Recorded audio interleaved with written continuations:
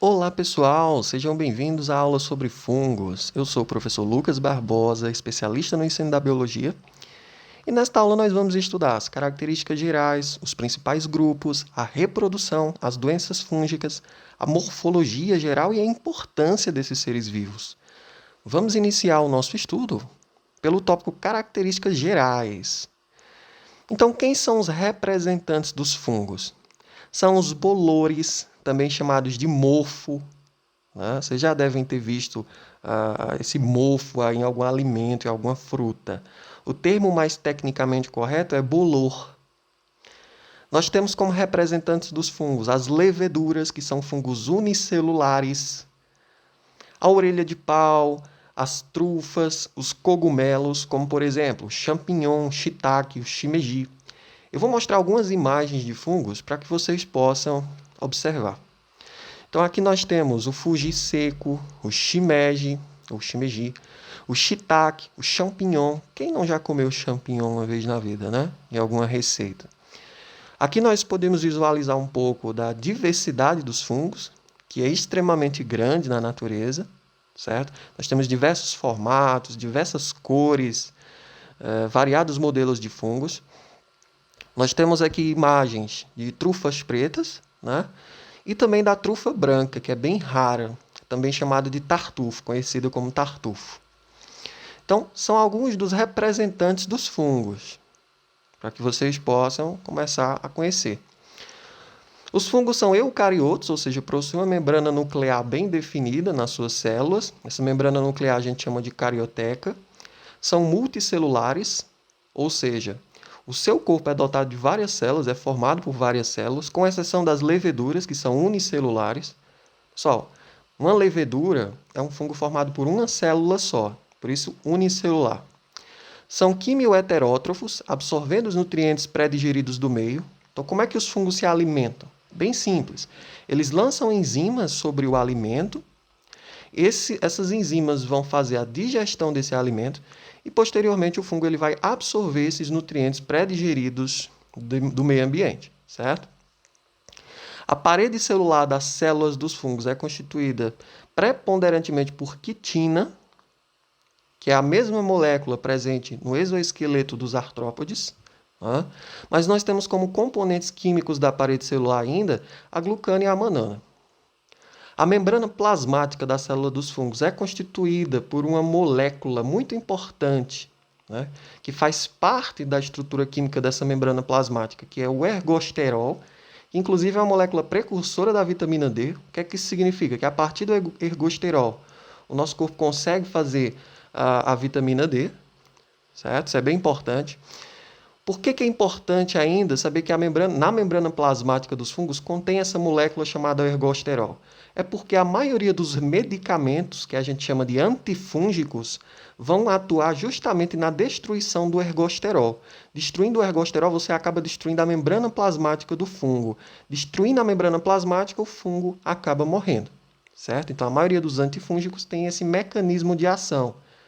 Destruir o ergosterol, que é uma molécula presente na membrana plasmática desses seres vivos. Os fungos não fazem fotossíntese, portanto, não são produtores, não possuem a clorofila, que é aquele pigmento fotossintético. Sendo assim, são aclorofilados, que significa dizer que eles não têm clorofila. O material de reserva dos fungos, assim como nas células animais, nas células vegetais, é o glicogênio, é um ponto extremamente fundamental isso daqui. Eles podem ser aeróbios, ou seja, precisam do oxigênio para sobreviver e usam esse oxigênio no metabolismo celular. Eles podem ser anaeróbios. Anaeróbios são aqueles fungos que sobrevivem na ausência de oxigênio. Ou eles podem ser os dois ao mesmo tempo, tanto aeróbio como anaeróbio. Pouquíssimos são anaeróbios. A maioria dos fungos, na verdade, são aeróbios. A maioria das leveduras, elas não precisam do oxigênio para sobreviver. Portanto, elas são anaeróbias facultativas.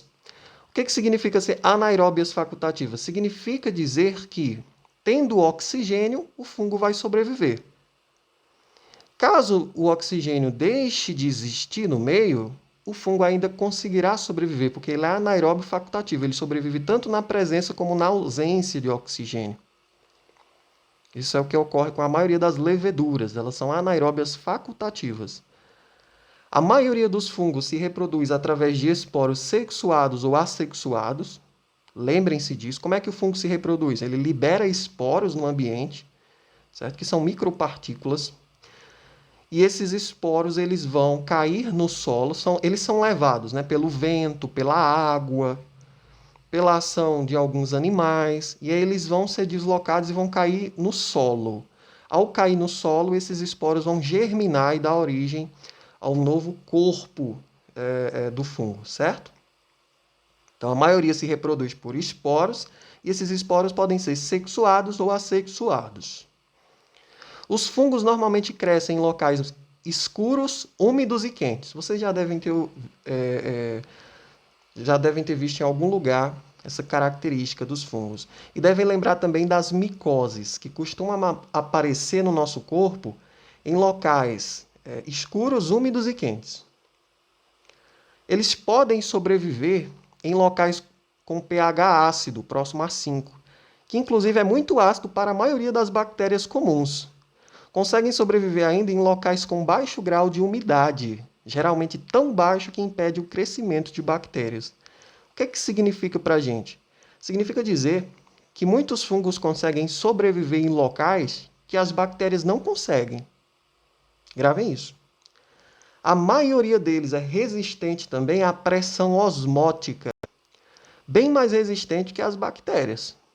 Certo? E o que significa ser resistente à pressão osmótica? Significa dizer que os fungos eles vão conseguir sobreviver mesmo em locais com altas concentrações de sal ou de açúcar. Certo? De forma bem prática, ser resistente à pressão osmótica é isso, é conseguir sobreviver em locais com altas concentrações de sais, certo?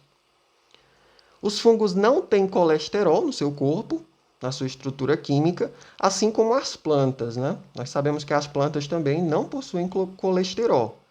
Então, se você se alimenta de vegetais, você vai estar se alimentando de um alimento que não contém colesterol. O colesterol ele só está presente nas células animais, gravem isso. Porém, os fungos eles apresentam outros tipos de esterol. Né? Ficou sem o A, desconsiderem. O próximo tópico é sobre a importância desses seres vivos. A importância dos fungos. Por que eles são importantes? A maioria dos fungos faz decomposição da matéria orgânica morta. Aos fungos decompositores nós chamamos de sapróbios. Sapróbios, ou seja, que se alimentam da matéria orgânica morta. E vocês sabem que ao desenvolver essa função, eles são extremamente para o meio ambiente, porque eles vão participar do processo de reciclagem de nutrientes. Vão disponibilizar os nutrientes das folhas mortas, dos animais que morrem, para o solo. E assim as plantas vão poder utilizar esses nutrientes para o seu crescimento, para a sua sobrevivência. Isso é muito importante para o meio ambiente. Alguns são parasitas de plantas ou de animais. Nós sabemos, né, que existem várias doenças causadas por fungos que acometem animais, mas saibam também que existem vários fungos que vão parasitar plantas, inclusive causar uma grande devastação na área de plantio, né, e também na agricultura. E aí vem uma informação essencial. 90% das plantas vasculares dependem dos fungos para sobreviver. Dependem da simbiose com os fungos. Professor, o que é simbiose? Simbiose é uma relação harmônica em que as duas espécies saem beneficiadas. Né? Inclusive, é uma relação necessária. Então, 90% das plantas vasculares do planeta precisam dos fungos para sobreviver. Isso acontece através de uma relação chamada de micorriza, que é o próximo tópico. O que seria uma micorriza? Seria a associação harmônica entre um fungo e a raiz de uma planta. Então, os fungos eles vão ajudar na captação de água e sais minerais do solo, e as plantas, através das suas raízes, vão fornecer carboidratos e aminoácidos para os fungos, que são elementos essenciais. Os dois ganham com essa relação. Lembrem-se do que é micorriza, a associação entre fungos e raízes de plantas. Nós temos um outro tipo de associação bem importante, que são os líquens. Os líquens nada mais são do que a associação de um fungo com uma cianobactéria ou de um fungo com a alga verde. Daqui a pouco eu vou falar mais sobre os líquens. Mas o que eu posso dizer no momento é que os líquens eles estão em ambientes que, como é que eu posso explicar para vocês? Que estão em ambientes que ainda não foram povoados por seres vivos. Tá? São os primeiros seres vivos que aparecem em um ambiente ainda não povoado, digamos assim. Um ambiente que ainda não existe vida. Os líquens eles vão ser os pioneiros dessa, como é que eu posso dizer? Dessa vida que vai surgir nesse novo ambiente. Algumas formigas cultivam fungos para quebrar a celulose e a lignina presente nas plantas, promovendo a glicose que as formigas então conseguem digerir. Né? Então vejam só, alguns fungos eles são usados por formigas, já que essas formigas não conseguem digerir ou quebrar a celulose e a lignina presente nas plantas. Veja só como as formigas são espertas, né? Usam fungos para fazer o trabalho que elas não conseguem fazer. E assim as formigas conseguem se nutrir melhor. Não é assim? Os fungos eles também são usados na alimentação, na produção de alimentos, como por exemplo, na produção de pão, na produção de ácido cítrico, de alguns queijos, como o queijo Roquefort, o gorgonzola. São usados ainda na produção de medicamentos, de antibióticos, né? Eu coloquei 2 espécies aí para vocês, do gênero Penicillium, né? Nós temos ainda os fungos, como importância dos fungos, a produção de combustível, como o álcool. E uma coisa muito importante, alguns fungos são venenosos e, se ingeridos, podem levar o ser humano a óbito. Então, muitas vezes a pessoa vê um cogumelo lindo, né, no solo, com a coloração viva, atraente, a coisa mais linda do mundo, o cogumelo. Normalmente, esses cogumelos mais chamativos são aqueles mais venenosos. Isso não significa dizer que todo cogumelo com uma coloração bem viva é venenoso, mas a maioria deles são. Então, muito cuidado quando encontrarem, né, esses cogumelos aí. Não ingiram de forma alguma, certo? Não façam a ingestão desses cogumelos de forma alguma.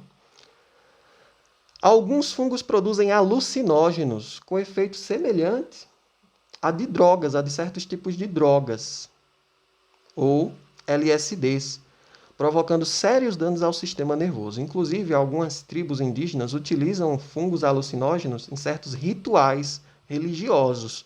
Mas esses fungos são bem perigosos e podem causar danos ao sistema nervoso. Pessoal, eu vou mostrar agora algumas imagens para vocês, para que a nossa aula fique mais interessante, certo? Aqui vocês observam alguns representantes dos fungos. Aqui vocês observam um fungo que ele vai parasitar a formiga e usar a formiga para a sua própria sobrevivência, certo? Isso é bem interessante. O fungo acaba fazendo a formiga de robô, que vai ser controlado por esse fungo. Eu coloquei o nome da espécie caso vocês queiram pesquisar um pouco mais como é que esse fungo atua, certo? Aqui nós temos o que seria uma micorriza. Vocês sabem, micorriza, a associação de um fungo com a raiz de uma planta, certo? Vocês podem ver da imagem, né, a célula da raiz com o fungo associado e como é que acontece essa relação, né? Nutrientes e água são transferidos do fungo para a planta. E você tem aí, ó, mostrando os pelos absorventes das raízes e mostrando que os nutrientes e a água também podem entrar pelas hifas do fungo para a planta, beneficiando assim os dois seres vivos que se relacionam. Pausem a imagem e leiam, façam a leitura detalhada, certo? Nós temos também a foto de um champignon crescendo no solo. Aqui nós temos imagens reais de micorrizas. Essa parte mais branca são os fungos que estão associados às raízes das plantas, que nós podemos observar bem. Vimos também os líquens, que nada mais são a associação de um fungo com a cianobactéria ou de um fungo com a alga verde.